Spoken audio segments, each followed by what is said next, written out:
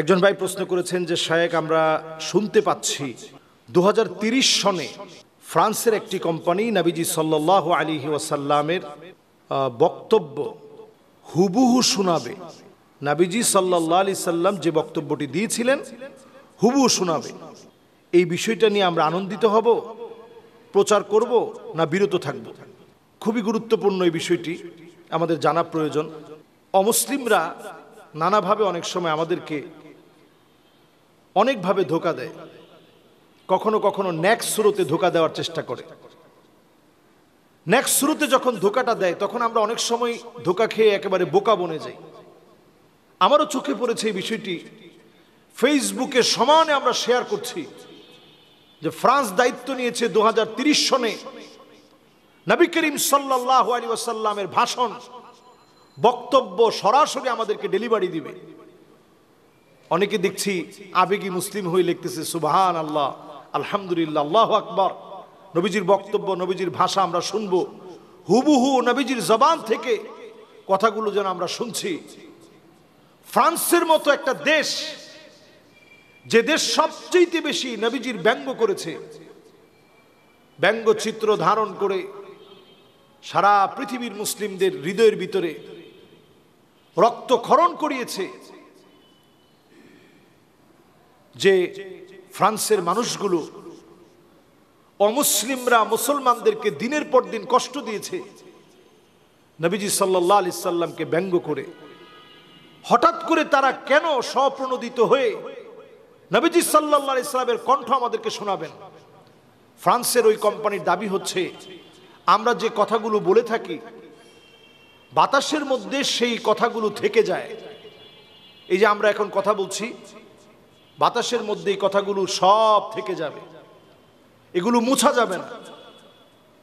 আপনি যদি একদিন, দুদিন, 3 দিন, বছর, 100, 200, 300, 400, 500 বছর আগে এখানের কথাগুলো অ্যানালাইসিস করতে করতে নবীজি সাল্লাল্লাহু আলাইহি সাল্লাম 1 লক্ষ লোক নিয়ে কথা বলেছিলেন। এই 1 লক্ষ মানুষের সমাগমে যে কথাগুলো বলেছিলেন, হাজ্জাতুল ওয়াদা, বিদায় হজের ভাষণ হিসেবে যে ভাষণ প্রদান করেছিলেন, সেই কথাগুলোই বাতাস থেকে তারা তুলে এনে আমাদেরকে শোনাতে চায়। আপনারা সবাই যখন খুশি হচ্ছেন একটু চিন্তা করেন, দাজ্জালের ফিতনাময় এই সমাজের ভিতরে কি পরিমাণ ফিতনা হিসেবে এই ফিতনাটা এখন আসবে। রসুলের কথার ভিতরে নানা কথা তারা ঢুকিয়ে দিবে, রসুলের কথা বলে চালিয়ে দেওয়ার চেষ্টা করবে। এরপরে এই কণ্ঠকে ব্যবহার করেই বিভিন্ন জায়গায় গিয়ে দাবি করবে যে রসুল এই জায়গায় এই কথাগুলো বলছেন, অথচ যেই কথাগুলো রসুল করিম সাল্লাল্লাহু আলাইহি সাল্লাম বলেননি। এখন আমি যদি এই বিষয়ে আবেগী হয়ে যাই, ওমান কাযাবা আলাইয়া মুতাআম্মিদান ফালিয়াতাবাওয়া মাকআদাহু ফিন্নার, যেই লোকটা নবী করিম সাল্লাল্লাহু আলাইহি সাল্লামের ব্যাপারে এমন কথা বলবে যে কথা আমার রসুল বলেন নাই, সে যেন তার জায়গাটা জাহান্নামে করে নেয়। মাআযাল্লাহ। এই জন্য আল্লাহর কাছে পানাহ চাইতে শিখেন। কিছু একটা শুনলেই যাচাই বাছাই করা ছাড়া ওই সংবাদ প্রচার করা, এটা মিথ্যুকদের কাজ। কাফা বিল মারই কাযিবান আই ইউহাদ্দিসা বিকুল্লি মা সামিআ, যা শুনবেন তাই প্রচার করবেন না, আগে যাচাই বাছাই করেন। সারা ওয়ার্ল্ডই দেখছে এখন এই ভিডিওটা নিয়ে খুব তোলপাড় করতেছে যে আমাদের রসুলের কণ্ঠ শুনবো। একটু চিন্তা করে দেখেন, প্রযুক্তির দিক থেকে সবচেয়ে যারা এগিয়ে তারা হচ্ছে ইহুদিরা। তাহলে কেন তারা মূসা আলাইহিস সালামের কণ্ঠটা বের করে নেই? কেন তারা হারুন আলাইহিস সালামের কণ্ঠ বের করে নেই? ইয়াকুব আলাইহিস সালামের কণ্ঠ কেন তারা বের করে নেই? দাউদ আলাইহিস সালামের কণ্ঠ কেন তারা বের করে নেই? এমনকি খ্রিস্টানরা কেন ঈসা আলাইহিস সালামের কণ্ঠ বের করছে না? সব বাদ দিয়ে হঠাৎ করে তারা রাসূল করিম সাল্লাল্লাহু আলাইহি সাল্লামের কণ্ঠ বের করবে।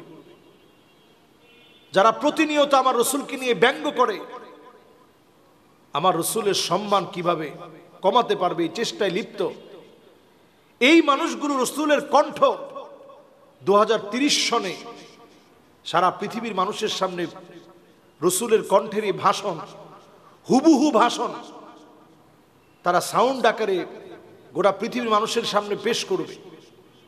এরা বাণিজ্যিকভাবে ফায়দা নেওয়ার পাশাপাশি ওরিয়েন্টালিস্ট হওয়ার কারণে নানাভাবে মুসলমানদের ক্ষতি করবে, ইসলামের ক্ষতি করবে। এজন্য এখন থেকে আমাদের সজাগ সচেতন হতে হবে।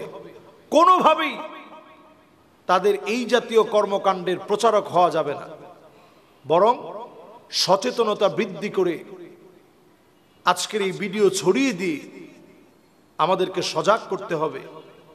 কোনোভাবেই তারা মুসলমানদের বন্ধু হতে পারে না, তারা আমাদের পক্ষে কোনো কাজ করবে না। এই জাতীয় ভিডিওর সাথে আমাদের ইসলামের কোনো সম্পর্ক নাই, এগুলো আমাদের জন্য নয়, বরং তারা এই ফিতনা, দাজ্জালের ফিতনা দিয়ে আমাদেরকে ধ্বংস করার চেষ্টা করবে। আল্লাহ আমাদেরকে বোঝার তৌফিক দান করুক। আসসালামু আলাইকুম ওয়া রাহমাতুল্লাহি ওয়া বারাকাতুহু। Noor TV 24, Wind of Peace.